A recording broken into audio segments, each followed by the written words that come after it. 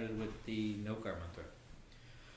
Om Namo Arihantanam, Om Namo Siddhanam, Om Namo Ayariyanam, Om Namo Vajayanam, Namo Loe Savasahunam, Eso Panchanamokaro, Sarva Pavapanasano, Mangalanam cha Sarvesim, Paramam Havai Mangalam, Paramam Havai Mangalam. So we start the class like that every week, but what goes on in your mind when you sing the Nokar mantra? Because you can definitely be saying one thing and thinking another. I do that all the time. Because I've said it so many times that I'm thinking about something completely different than what I'm saying. It happens a lot. I mean, it just happened right now. Oh yeah? What were you thinking about just now? Other things in mind. Right. No, I think just as we were finishing up on the talk of the work, at least I felt there was a good participation from this group into that project. And, I think that was one of the positive I thought for this group. Mm-hmm. So that was going on in my mind. Yeah. And you realize that it shouldn't have been going on in your mind. Exactly. Right. It just happened that way. But I do have a positive experience. Last week I had a deposition on Friday. So it was about 6 hours of constant questioning, and every break I took, I started with Nokar mantra. Okay. And there was so many things going on in my mind before before session. So just refocus. It helped every time. Even though I had some thoughts, at the end of it, it helped me to refocus. Right.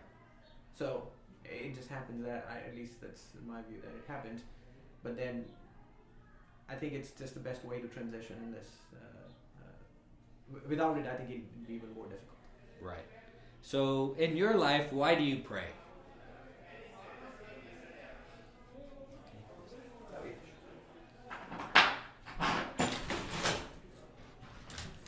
Another project. So does anybody pray? What is prayer? What is prayer? Okay, so let's talk about that. What is prayer? If you just Nokar mantra. Certainly, Nokar mantra is a prayer. That's what the only thing I probably do. Okay, well that's considered the most important one, so that's good. When do you do it? I do it before I go to sleep. Uh-huh. I tried almost 80-20 rule there, and then we used to do it. When my mom's around, we do it before dinner. Okay. But when she's not, we forget. Right. So what does the Nokar mantra have to do with dinner? I'll let somebody else. So what we do, we used to go to Swadhyay, and they actually have a dedicated prayer before food. Right. And so we started saying that, and finally what we understood ourselves, because food we take is very important, it goes in our body. So before you, as you know, I mean, if you go to Taco Bell or very kind of restaurants, you have a lot of people preparing that food and that energy, and that energy goes into your body. It can bring a lot of thoughts and sentiments and things like that. In my mind, what we're doing that is praying before we eat or consume any kind of food, starting from when that food was either harvested, then it comes onto your plate and goes in your body. You purify that and before you take it, so it brings a positive energy and prevents any thing that has happened in between. Is my thought on it. That's great. So it's not necessarily, it doesn't have anything to do with the Nokar mantra, right? It could be any prayer. Yeah. So that's why we say the Swadhyay prayer, we say Nokar mantra, and then we say a simplified way so kids can understand. Oh, great. But should it have something to do with what you're doing? Because if we just talked about, well, it really praying before dinner doesn't really have anything to do with the Nokar mantra. It could have been any prayer, but should it have something to do with what we're doing? So in other religions, they have different prayers for different things. Right. They have the Our Father for, before, and they have the Hail Mary for certain things, right? So they're different prayers, Right. right? So is that what you're trying to say? Like, should we pray at all, or should we have different prayers that have focus on that specific thing? I am trying to understand the role of prayer in your life and how it differs from the book. So prayer in my life Come on. is about having peace at a moment of time, Mm-hmm. right? So you're focusing your effort outside of what's going on around you to refocus to yourself on what's going to happen. Right. So it gives you a thought process or time to think of what is going to happen. Mm-hmm. Now that may not be the logic of the whole thing, but that's my personal feeling of that, right? Right. So as we said many times before, the hardest thing to do is to take what we learn here and apply it outside of your life, right? So I'm trying to understand how you guys do prayer, Like the and prayer, then prayer has nothing to do with deposition, right. but it's about Hey, come on in. it's about it's about refocusing a bit and I think understanding, that's right? right. So it's not about eating or not necessarily. I mean, lots of people pray before they drive. Lots of reasons. Could that be bringing yourself back to the spiritual? Right? So that gives you peace and gives you focus, but you still remain focused on your routine. At time to time, you bring yourself back to the soul, the spiritual aspect of your trainings. So would you like it if you had different prayers for different things? But we do have different prayers for different things, right? do, right? Yeah. So Well, I mean, would you use the different prayers if you knew the different prayers and when to use them? Just sitting outside, right? How many prayers we go through it, right? There's so many prayers we go through it, and there must be a separate meaning to it. But I think to me, that all brings back to what you were supposed to do as your ultimate destiny, right? Bring back to spirituality. Stay focused with your own soul, and look at all the things you could do with the time you got. Right. Does anybody wish for anything when they pray? Wish for something to happen or not happen? Or wish for a safe travel experience? Or I have, yeah. So Alright. more, but When you're driving again, so as you asked about, do you have different prayers? When I was in Beaumont, we were going to Swadhyay, and that's where we learned there's a prayer before you sleep, there's a prayer before you drive, there's a prayer before you eat, there's a morning prayer. So there are different prayers, and sometimes it's funny. Sometimes, like if we say like by going to sleep, if we say a prayer to eat, kids will say, "Oh, you said this." And like, oh yeah, this is wrong. I mean, it's sometimes, but I think what Nick said earlier kind of resonated with me. Is sometimes what we're trying to do is refocus. We're trying to tell ourselves that okay, this is the activity we're doing. We have so many thoughts going in our mind. It helps to refocus. Usually in the practical life, maybe in the spiritual life, there's other implications of it. But in the practical life, in day to day, I think it tells you that okay, you are eating. You need to start focus on eating. And stop thinking about all the other things that have happened before. And the next step is, it's not maybe not the only purpose, but I think in the practical life, it does that to some extent. Does prayer help calm anybody down? Does anybody use it in that respect to help calm you down if your kids are acting up and you realize that you're not in the right headspace? I tell them to do that. Yeah. That's our common rule now, because we used to, remember we talked about here before, that we get anger and we speak loudly. So we have implemented now, rather than we getting upset and loud, they have to go to the derasar and say 3 naukars loud Right. enough so everybody can hear it. Right. So that's It's our kind of way to punishment. mitigate our anger. Right. So yeah, that's what we've used. Sometimes while thinking something's going on into mind, Yeah. and to came out from this I just do the normal tanam. That's great. Yeah. To refocus your mind, to Refocus kind the of mind, reset, yeah, and come out reset from what it, you're yeah. thinking about, because you find yourself thinking and you realize that the direction that you're thinking in, you don't want to go. Yeah. That's great. Anybody use prayer kind of other than that? We talked about how different people use prayer. Do anybody use prayer other than that in a different way? No, that's fine. Okay. I think one thing I'll say, I'll admit I do get stressed at times, and it did come up, and I use that as stress relief. Right. I may not be say it this way, but yeah, that's when you have thoughts going on too much. I think it works really well with stress relief. Right. Put a prayer for the thanking too. You know, It's something very hard, something you pass through that, and you want to thank something. We do say prayers too. Okay. Who are you thanking when you pray? When you recite a thankful prayer? Thankful for my previous karmas or whatever it is that make me go through this in a hard life, a hard phase.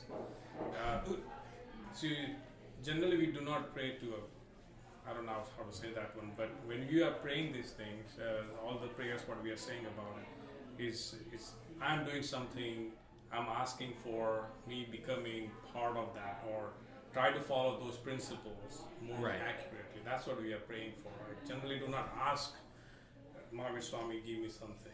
Right. Generally, it's not the case, at least. What He's we not think. going to give you. So. Huh? He's not going to give you. That's He's what the book never says.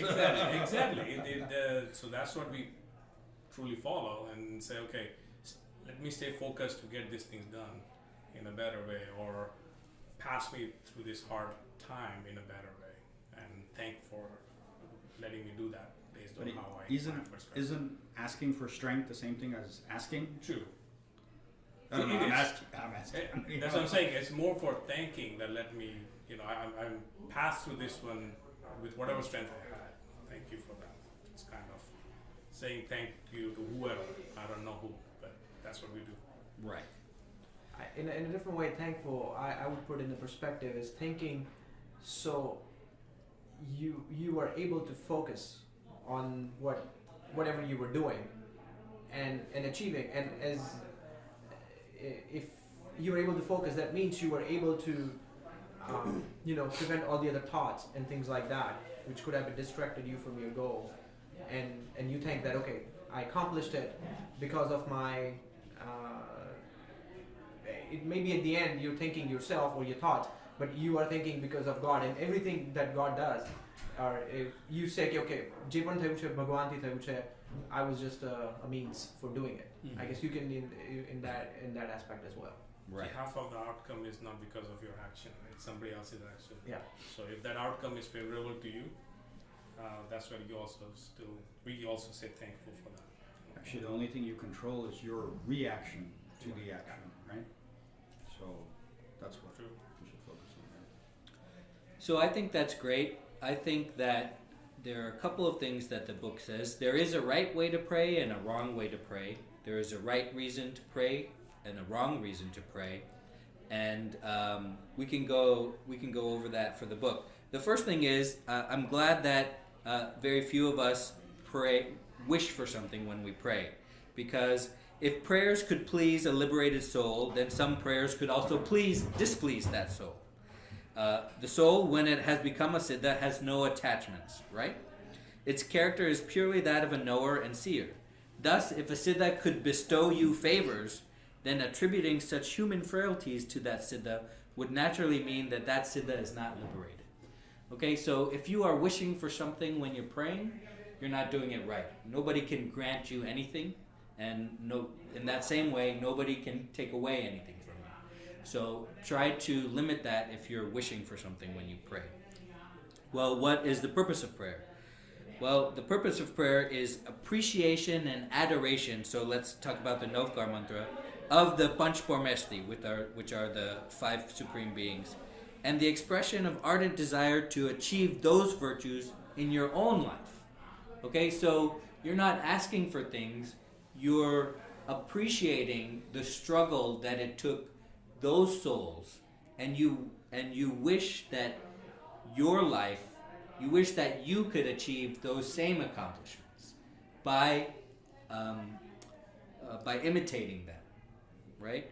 And so in prayer, we express our gratitude, praise, and enumerate their virtues, and we wish that such virtues might be imbibed in our life.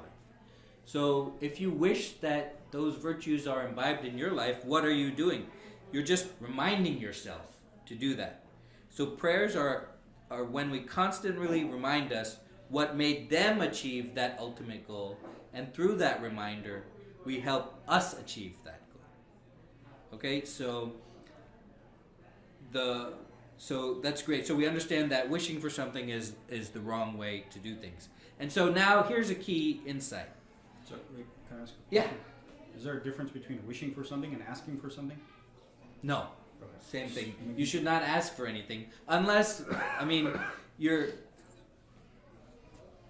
a prayer is ultimately about yourself because you're trying to mirror those virtues. So when you're asking for something, you're asking yourself, which is doesn't have any point at all. Okay? Because you are in control of your actions, right? So it's just a reminder for you to act a certain way, for you to think a certain way, and for you to speak a certain way. And so you shouldn't be asking anything or wishing for anything when you pray. And so if prayer is a constant reminder, then that means praying in the evening time is probably wrong. Because once you pray, then you go to sleep. And you wake up and then you don't have that reminder anymore. It's totally gone. It's been 8 hours, 6 hours, 5 hours, or whatever, right? So if a prayer is a constant reminder, then you should do it in the morning to start your day. And then whenever you feel like you need that reminder. For example, whenever you need to refocus, or whenever you find yourself thinking along the wrong path, and you need to think along the right path. That can be a great purpose for prayer. So don't you think that that's at night too? Because your mind still thinks of things. When you go to sleep, right? Right. I think it could be right if you reflect on the day and you reflect on what you could have done better, and you try to tell yourself, well, I'm going to change that. But the problem is you got sleep there before, so it also would have been better for you to do the next morning, because you could reflect on yesterday and you could say, oh, I'm going to change that today, and you could remember to do that. You can't, after you go to sleep, it's like a reset, right? You can't remember what you decided. I thought it was more for when you sleep, right? Because your mind is my mind is always thinking, right? And the hard part is to shut that mind down while you're sleeping, and so you're trying to reset your mind to be peaceful for the next 6 hours of sleep or whatever that is, right? Or not have bad thoughts during that period of time. I'm asking. Yeah, I don't think that you can control your thoughts when you sleep. And I think you're conflating the purpose of prayer with trying to get to sleep, which I don't think that prayer is supposed to help you do. I think if you're trying to get to sleep, that's a different problem that you shouldn't use prayer to solve. Now there's another thing that I guess I've heard, I don't know if there's a science behind it, but the last thought you have before you go to sleep is usually the first thought you get in the morning. Okay. Is what I've heard. I don't know if you guys have heard it. Last thought you have, I mean, in your mind, last thought meaning before you go to sleep, not doing like the you sleep. want to clear, right? Yeah. If you sleep, would say, okay, say Naukar Mantra, most likely what you're going to remember in the morning is the first thing. I'm just giving an example. What it could be, whatever it could be, that's what you'll start your day with, is what I've heard. I haven't read myself. Have you experienced that? What I've experienced several times is ability to sleep and control thoughts when I am praying at night. Control your thoughts while you're sleeping? Just trying to sleep. Getting to sleep? Getting to sleep, yes. Oh, okay. So again, I'm not sure that prayer is the right method to get to sleep. Well, I think if it helps you, then I think it's great. And if you sleep better, then I think it's great. But it doesn't have to be prayer that does it. It could have been anything, right? Right. It could have been. So it has nothing to do with the prayer. It just has something to do with yourself. What I do feel though, it gives a positive vibe to your mind, and you know sometimes it's like your day you haven't accomplished anything, and you feel like okay I want to get something done, And I think it has that kind of effect to my mind. It's like, okay, Right. at least I'm doing something positive, and I'm able to focus on it, and I am able to avoid the thoughts of the things that was going on before that. Right. So the benefits of prayer are, the first major benefit is samvar, right? If you're praying, you're not doing any himsa, or you're not doing anything to attract good or bad, probably more so bad, karma to yourself. So that's the best. Remember, samvar is the blocking of karma, right? The blocking of karma attaching to your soul, right? Another slight benefit is sometimes you get nirjara, right? Sometimes, if depending on what you think about when you pray, sometimes you get nirjara. It's kind of like meditation in that way. And then the third benefit is this mindfulness thing that the book has been talking about. You're constantly reminding yourself of how to act, your goals, how to direct your thoughts and your actions to comport with the Jain way of life. And the other thing that I would suggest that people may be doing wrong is thinking about other things while they pray. What you should think about when you pray is the prayer, the words of the prayer, and what the words of the prayer mean. So if I say Nokar mantra and I am wishing for a safe travel, I'm not thinking about Arihantas, Siddhas, Upadhyas, Acharyas, right? I'm just saying the words, but it's not creating a meaning in my mind. So then what use is saying the words? You should focus on the meaning of the prayer. So let me take that one step further. Let's say someone else is saying it,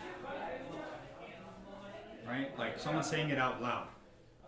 Then what should you be thinking of that during that time? So like, and this happens in the temple a lot, right? You're in the temple, and for some odd reason, multiple people are saying multiple things simultaneously. And you're trying to do what you're there to go do, right? So how does that affect that? Maybe I'm convoluting this, but No, that's like great. This morning I was there, and there weren't a lot of people there, but there was a lot of background noise or whatever, filter that you're trying to focus on. And so someone's saying no car, someone's doing something else, and they're saying it out loud. So at that time, how does that affect us? I mean, do I get popped by not listening to that, No, you have to tune that out and focus on the prayers that you're saying and the meaning of those prayers. And that is why if you don't, or more appropriately, if your children don't understand the meaning, it is of extremely limited value for them to recite the prayer. Okay, they should know the meaning. And they should think about the meaning of the words that they're saying. And that would be the best. That means you're engaged, right? If you recite the prayer and you don't know the meaning, you're probably not even engaged in that much samvar, because you may be thinking about a violent thought, or you may have a sexual thought, or you may have something like that. You're not even getting the bare minimum of what you should be getting out of the prayer if you don't think about the meaning. So do you believe that, so I've seen this, in our temple, once again, going back to it, I'm going to push it a little bit. Sure. So there are a lot of people that are in a rush. So you hear them say, and so are they really, really focused on the meaning? No. Or are they just trying to hit the checkbox that, hey, I did my 24 no car and this and that, or whatever, 11 no car, or whatever they're doing, right? It's going through the motions. I'm asking a question. No, I'm you're not very good absolutely at right. that, so. It's going through the motions. And they're not, who are they doing a disservice to? Themselves, right? Because with prayers especially, you get out what you put in. And if you don't put in that much, if you rush through it, if you don't think about it, then you didn't remind yourself of these things, of your values. So how does that work in Samai, where it's a time-bound thing? I don't know, I'm asking you now. It's still the same thing. It's not a matter of I sat for 48 minutes, because you could sit for 48 minutes and do mental violence and recite the prayer, right? So it's the same thing. It's not the fact that you maybe sit. I'm pushing some other envelope. No, you're not. I'm just trying to understand that, if prayer is about you, right? Yes. And the prayer is about the meaning. Yes. then what does time have to do with the meaning?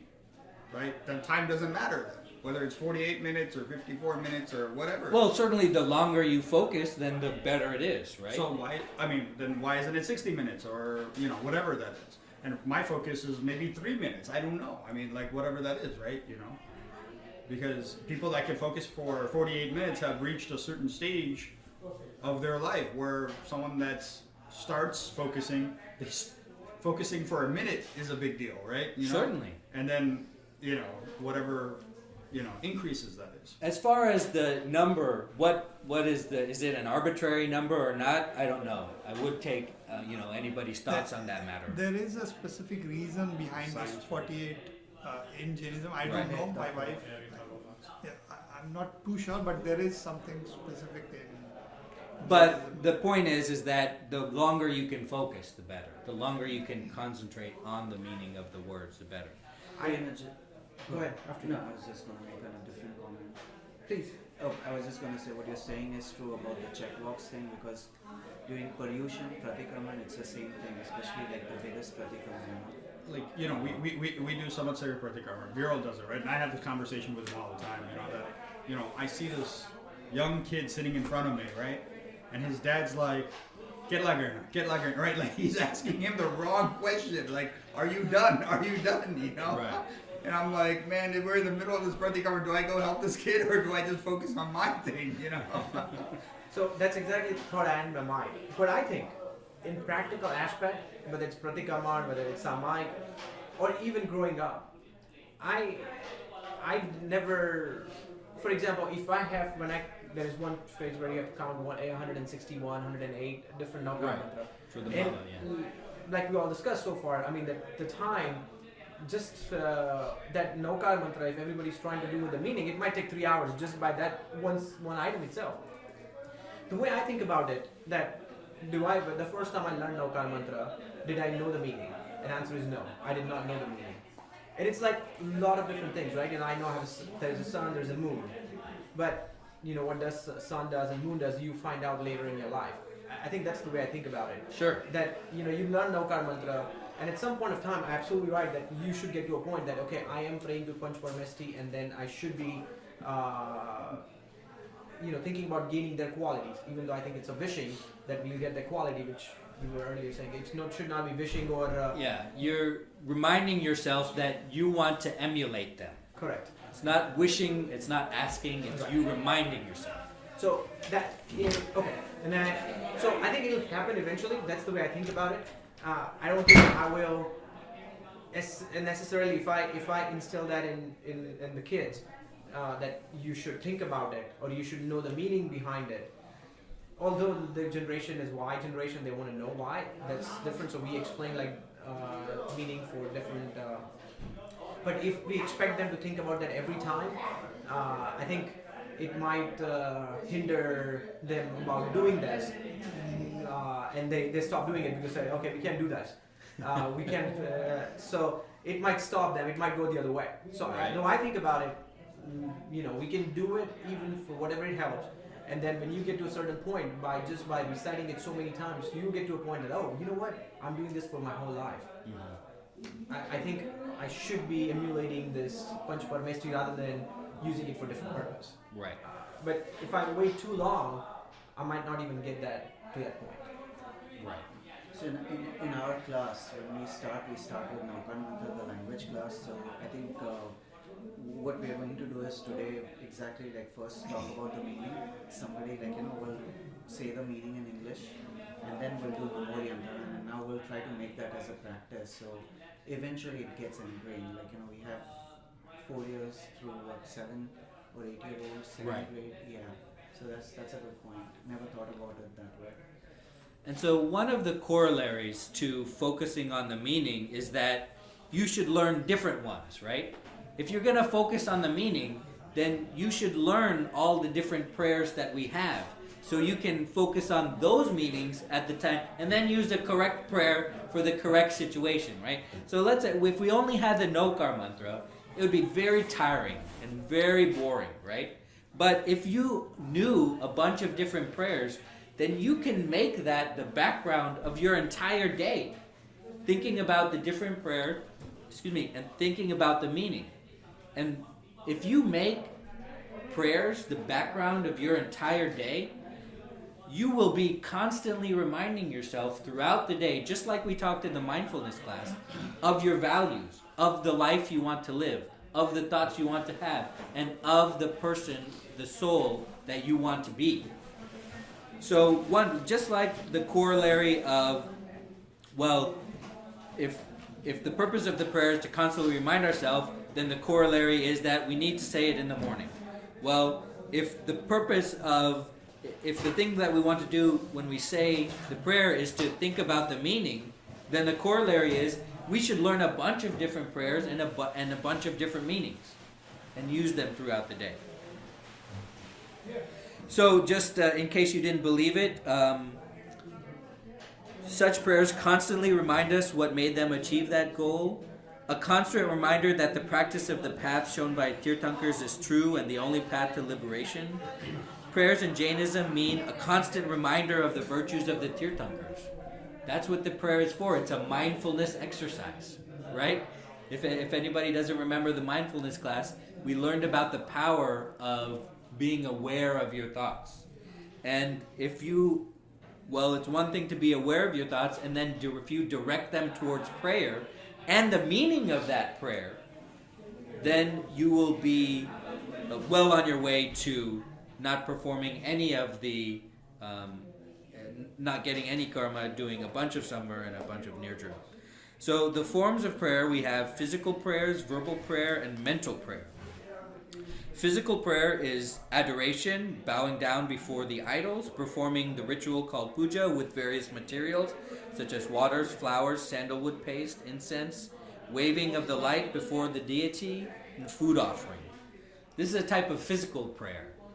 So now, what good is physical prayer? What are the benefits of doing this as opposed to a verbal or a mental prayer? I think the Murti Puja, right? I mean, this is Right. what the difference between the Murti Puja and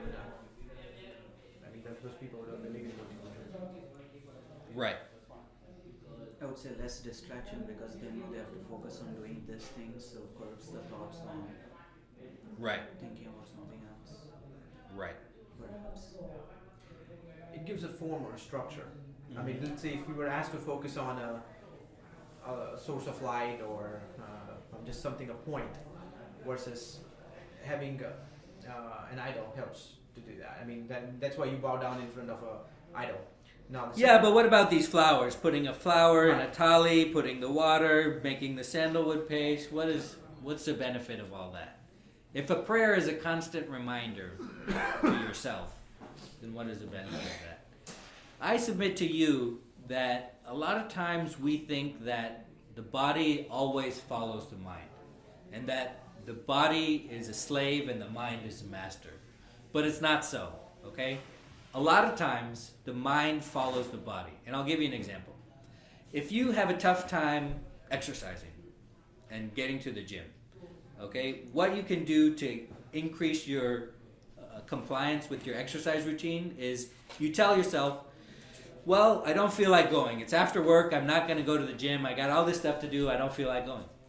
You tell yourself, well, I'll go to the gym. I'll put on my exercise stuff. And if I still feel the same way, then I'll just leave the gym, having not exercised at all. Well, I guarantee you what will happen is you feel like crap after work, right? You go to the gym and you feel like, you feel like lethargic and fatigued and all of that. You're mentally slow. And then you put on your stuff and you put your clothes away in your locker and you go outside, and what happens? You feel different. You feel like I'm here, I'm going to work out, I feel good, And that's because the mind is following the body. Your body has forced your mind into the mental subroutine of, well, it's gym time, I'm doing this for the gym. I guarantee you, if you tell yourself that, 90% of the time, you will stay there and work out. And 10% of the time, you'll be like, I still feel like crap, I'm leaving. I'm getting back in my car and going home. Okay? That is because your body has forced your mind into a certain mental subroutine. So same thing here with these physical prayers. When you tell your body to do these things, you're forcing your mind into the subroutine of, oh, now it's prayer time. Now I know I need to do this. I need to focus on this. And doing that with your body helps your mind. I think that if you come to realize that the body and mind are more synergistic than you thought, then you will understand this. Questions on physical prayers? I think it makes a lot of sense. You just explained it, that I was able to not connect. Right. And the honest part is, whenever you do the physical puja as well, you have thoughts coming in, but at least I think my state of mind before and after is always better than the before. Right. So let's say you're of this kind of your habit is you start the prayer and you recite it, let's say verbally, but you start to drift off mentally and you start to think about other things. Well, if you have to do all this, if I got to move the flour and if I got to pour the water and if I got to make the sand, if I got to do the rice and all that, well, what are you doing? You're interrupting those thoughts with the physical activity. And when you interrupt, if you say, it's time for me to do the rice, well, that gives your mind an opportunity to reset. Every time you do something different physically, you won't get lost in these trains of thought. I've been lost in trains of thought for like 30 minutes, like just getting ready in the morning, doing nothing, or whatever. But if I have to do all this, and more opportunities for your body to kind of cut the train of thought that your mind was going on and reset it to something that you want to think about. But I think the same thing applies. Then I think the same thing applies when you say prayer before, when you're trying to refocus. Right. Even though I'm not praying at that time, I'm not thinking about emulating the Panchaparamesti, but I think the Naukar Mantra works in same sense as you just explained on the physical. You're absolutely right. But you know what will help you refocus better is if you concentrate on the meaning of the words. You can use the prayer to help you reset yourself mentally, but it will be better if you reset yourself mentally based on the meaning of the words.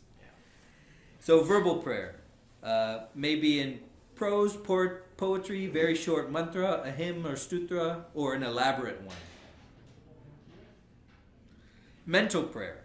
Now, it seems like this is the easiest one. Certainly it's easier to think about things than say things, than do things, right? But the book says this is the hardest one. This kind of prayer can be effectively be performed only by an advanced aspirant who is well versed in the right spiritual tenets and has good control over his mind and senses. How is the mental one the hardest one?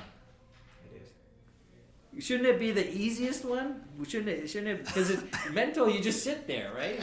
For this other stuff, you have to say things, and for physical, you have to do things. So why is mental the hardest one? Because in this case, you have to get both your body and mind stay tuned Right. to what you're doing, and Exactly. that's the most toughest thing. Right, because these help your mind. Physical and verbal help your mind. And so that's why I would submit that when you say your prayers in the morning, say them out loud. Okay? Because we talked about this before.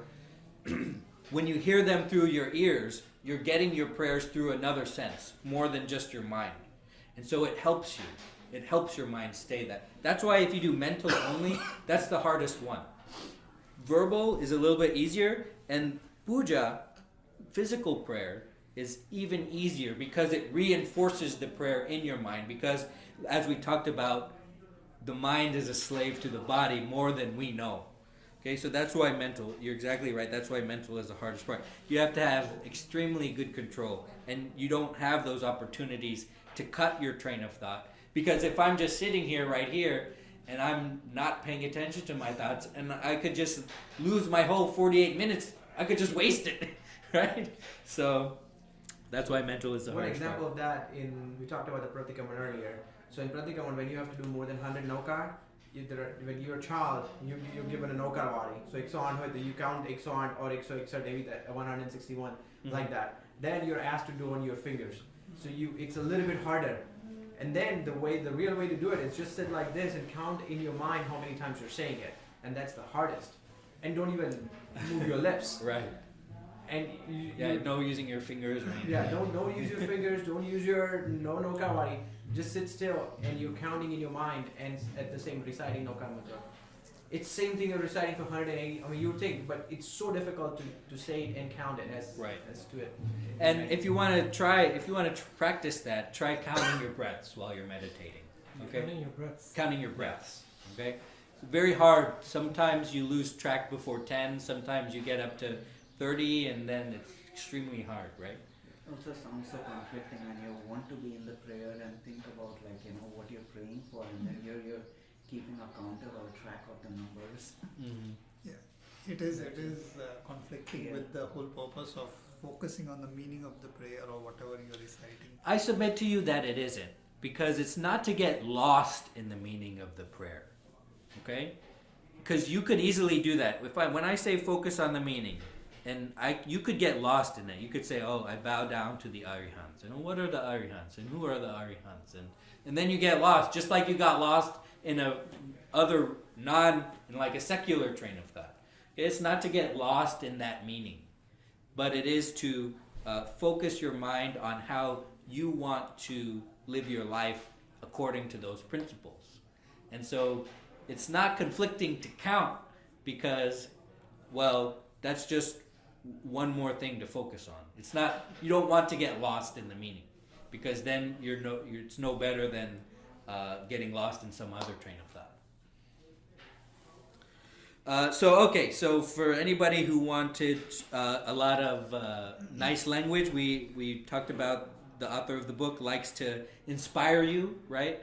Inspire you with a bunch of nice words. So prayer is unconditional love for liberated souls and a universal remedy to live in bliss. The practice of devotion destroys extrovertedness of mind. An introverted mind becomes free from limitations and imperfections. You superimpose higher ideals on your ordinary self. Physical prayer is the simplest practice for purifying your mind. We worship the ideal for which the idol stands. We don't worship the idol. We don't worship the body. We don't worship the image. We worship the ideals for which the idol stands for. The more one gets tuned for devotion, the more the idol becomes the perfect ideal for the devotee. We think about the duality between the worshiper,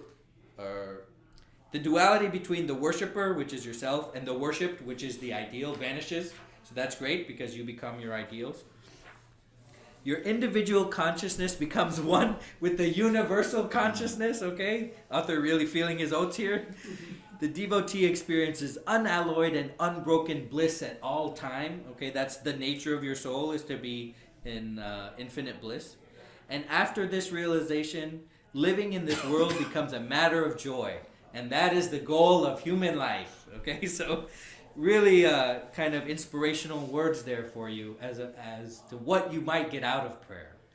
And so the one takeaway I have for you here is that prayer is something that you get out what you put in, okay? So if you rush it, as Nick was talking about, if you rush it, if you just tick the box, you're not going to get anything out of it. You might get something minuscule out of it.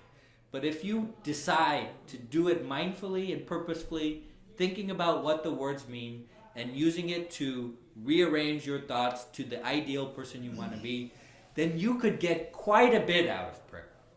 So, but just a matter of the work that you want to do. Questions or comments about any of that?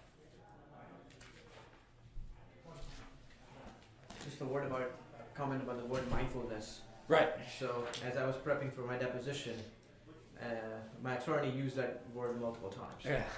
And you would think, something we think it's ritual, and practical, in more commercial life, that came up more than once about being mindful. You just want to be mindful of the question they ask, and I'm like, and how can you teach somebody that in even 8 hours? That time you get, and usually not even that much, but yeah, it's quite important now, even in business sense. So you don't want to say something you're not supposed to say, or you don't want to don't answer the question that they ask, or you don't want to just kind of this stream of verbal talk that the other side wants you to get in, right? Exactly. And you know what, I've even practiced that after that. If you ask a question to somebody, we have a habit of answering more than that person is asking for. Right. It's just I actually tested that with few people, and they all ended up answering more than what I was asking for. I asked them yes or no question, and they said so much more than that. I'm like, oh, that's all. We're all trained to do that. That's our behavior. Yeah, That's a habit. We have a speaking bias over a listening bias because we want to show others that we have value in the group, and that's why we tend to speak more than we listen. Because if we were really rational about collecting information and collecting power and everything like that, we would listen much more than we speak. But we don't, because we evolved to display our values to other people, and that's kind of why people like to talk a lot. Okay, thank you so much for coming out this week. Really appreciate it. Thank you.